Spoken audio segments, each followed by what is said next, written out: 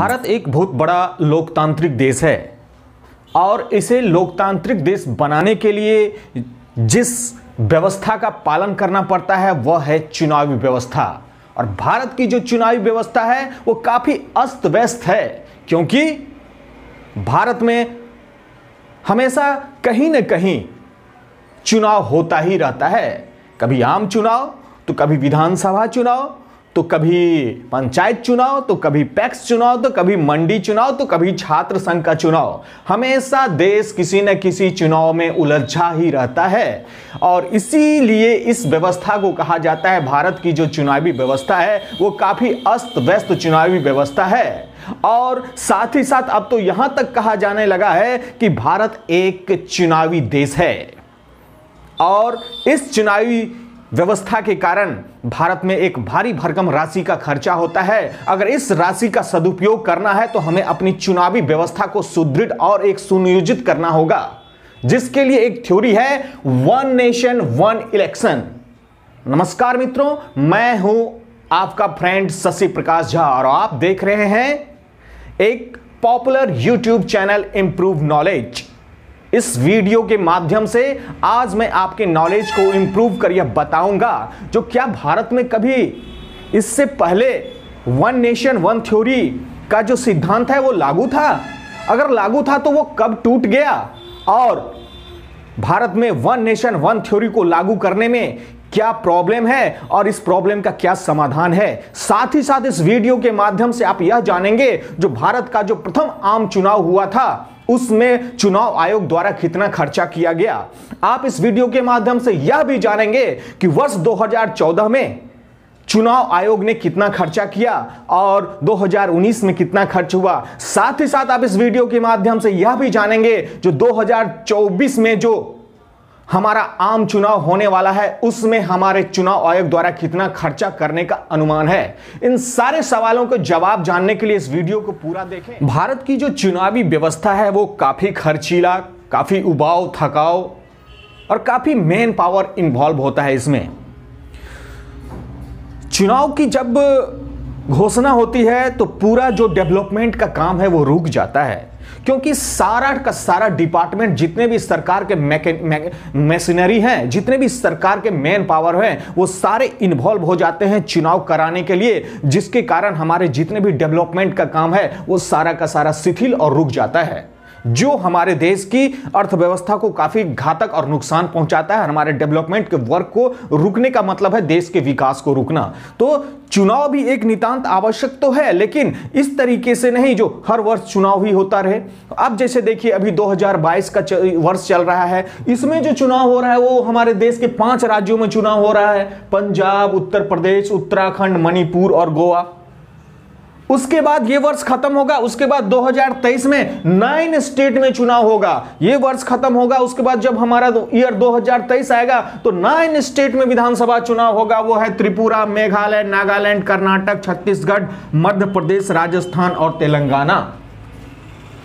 मतलब 2022 में तो चुनाव हुआ ही, फिर 2023 में भी चुनाव होगा।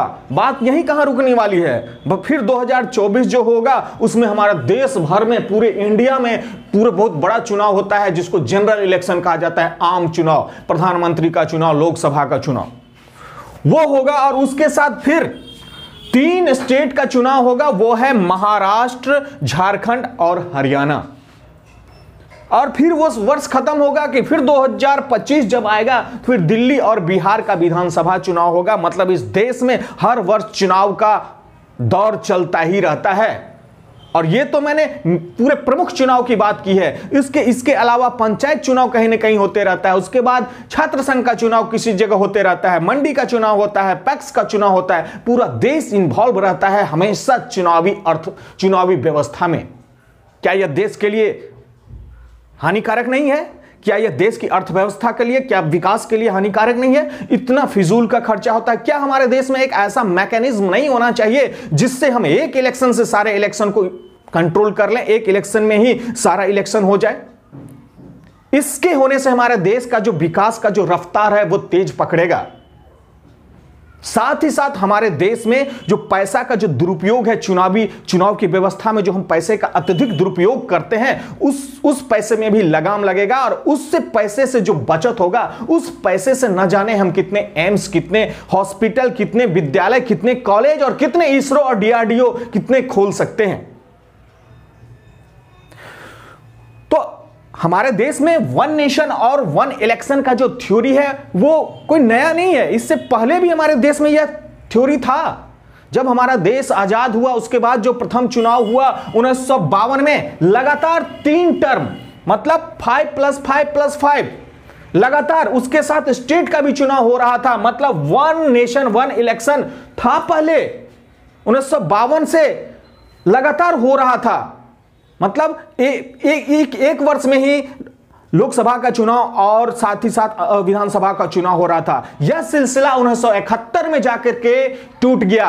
1972 में चुनाव होना था लेकिन 1971 में ही हो गया। इसका कारण था उस वक्त की जो तत्कालीन सरकार थी और उसके जो मुखिया थे वो श्रीमती इंदिरा गांधी थी और उन्होंने एक अलायंस के साथ अपने गठबंधन किया था। वो सीपीआई थी, सीपीआई पार्टी थी, जिसके साथ वो आगामी 1 साल नहीं जाना चाहती थी। इसलिए उन्होंने विधानसभा को, लोकसभा को डिसॉल्व कर दिया और 1 साल प्री मैच्योर कंडीशन में ही 1971 में ही चुनाव हुआ और विधानसभा का चुनाव छूट गया उसके साथ। और वन नेशन वन इलेक्शन का थ्योरी टूटता चला गया जो आज तक वही बिखरा हुआ है। अब खर्चे की जो बात करें तो 1952 में जब हमारा आम चुनाव हुआ था उसमें चुनाव आयोग के द्वारा 10 करोड़ का खर्चा किया गया था। लेकिन 2009 में देखिए यह आंकड़ा पहुंच के 1483 करोड़ का हो गया, 2014 में 3870 करोड़ का हो गया और 2019 में 5000 करोड़ का खर्चा चुनाव आयोग के द्वारा किया गया। यह जो आंकड़ा है वो सेंटर ऑफ स्टडीज मीडिया का है और उसने अनुमान किया है जो 2024 का जो हमारा जनरल इलेक्शन होगा, आम चुनाव होगा, उसमें चुनाव आयोग के द्वारा 10,000 रुपए का खर्चा किया जाएगा। और ये तो लोकसभा चुनाव का ये खर्चा है, लेकिन विधानसभा का चुनाव है उसमें भी खर्चा कम नहीं होता है, उसमें भी खर्चा अगाध और बहुत ज्यादा होता है। और हर वर्ष कहीं ना कहीं हमारे देश में चुनाव होता ही रहता है। इसलिए अगर हमारे देश की अर्थव्यवस्था, हमारे देश की डेवलपमेंट को गति देना है और हमें अन्य हमारे पड़ोसी जो हमारे मुल्क हैं जो हमसे बहुत आगे निकल चुके हैं, अगर हमें आगे निकलना है तो हर एंगल से, हर दृष्टिकोण से इस सिद्धांत को लागू करना ही होगा, जिससे हमारे देश में जो पैसा है, जो दुरुपयोग हो रहा है, उसका बचत होगा। और उस पैसे के बचत से हम इस देश की जितने भी खस्ताहाल हॉस्पिटल हैं उसे सुदृढ़ कर सकते हैं, कितने एम्स का निर्माण कर सकते हैं, कितने कॉलेज का निर्माण कर सकते हैं और कितने इसरो और कितने साइंटिफिक लेबोरेटरी बना सकते हैं, कितने रोजगार उत्पन्न हो सकता है। इसलिए इस पे हमारे देश के प्रधानमंत्री ने भी एक बार यह वक्तव्य दिया था जो हमारे देश में वन नेशन और वन इलेक्शन लागू होना चाहिए। ये तो सब अब कह रहे हैं। आखिर इसमें समस्या क्या है? इसमें समस्या यह है जो 5 साल, जैसे 2024 में जो हमारा जनरल इलेक्शन होने वाला है, उसके अभी 2022 में तो 5 चुनाव हो रहा है 5 स्टेट का, 2023 में जो 9 स्टेट का चुनाव हो रहा है, क्या उसे 2024 में मर्ज नहीं किया जा सकता है? क्यों नहीं किया जा सकता है? अगर हमें वन नेशन और वन इलेक्शन थ्योरी पे काम करना है तो 2024 का जो आम चुनाव होने वाला है उसमें कम से कम जो हमारे 28 स्टेट है हमारे देश में, कम से कम 14 स्टेट, आधे स्टेट का चुनाव, विधानसभा चुनाव और आम चुनाव कम से कम 2024 में अगर एक साथ करा लिया जाए तो मात्र सिर्फ 14 स्टेट और बचेंगे, जिसे आने वाला जो आम चुनाव 2029 में होगा उसमें पूरे देश का चुनाव, लोकसभा चुनाव और पूरे 28 स्टेट का विधानसभा चुनाव एक साथ होगा और वन नेशन और वन इलेक्शन का थ्योरी 2029 में हम इस सिद्धांत को पूरा कर सकते हैं, बशर्ते 2024 में इन 2023 में जो विधानसभा चुनाव हो रहा है और 2025 में जो विधानसभा चुनाव होगा और 2024 में मर्ज कर दिया जाए तो 2029 में बचे हुए जो विधानसभा है उनको अटैच करके 2029 में पूरे देश भर में लोकसभा चुनाव और विधानसभा चुनाव एक साथ किया जा सकता है और इस तरह वन नेशन और वन इलेक्शन की थ्योरी को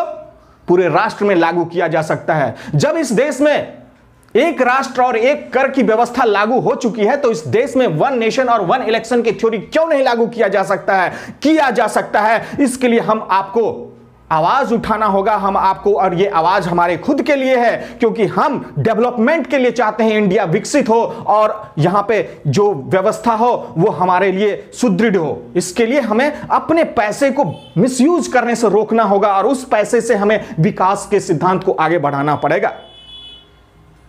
आई होप आपने इस वीडियो के माध्यम से जाना वन नेशन और वन इलेक्शन की थ्योरी क्या है और इससे क्या फायदा होने वाला है। साथ ही साथ आपने यह जाना जो हमारा देश में जो प्रथम आम चुनाव हुआ था उसमें चुनाव आयोग के द्वारा कितना खर्चा किया गया और वर्ष 2024 में कितना चुनाव आयोग के द्वारा अनुमानित खर्चा होने वाला है, यह भी आपने जाना। आई होप इस वीडियो के माध्यम से आपने अपने नॉलेज को इंप्रूव किया। अगर आपने नॉलेज को इंप्रूव किया और आपको लगता है ये कंटेंट आपके नॉलेज को इंप्रूव किया, तो जरूर आप अपना इस चैनल को प्यार दें, लाइक करें, कमेंट जरूर करें। अगर इस चैनल पे आप नए हैं तो चैनल को जरूर सब्सक्राइब करें। मैं फिर आपके लिए एक से एक बेहतरीन वीडियो, नॉलेजफुल वीडियो लाऊंगा जो आपके नॉलेज को इंप्रूव करेगा। तो मिलते हैं फिर किसी दूसरे वीडियो में, तब तक के लिए till then take care, bye.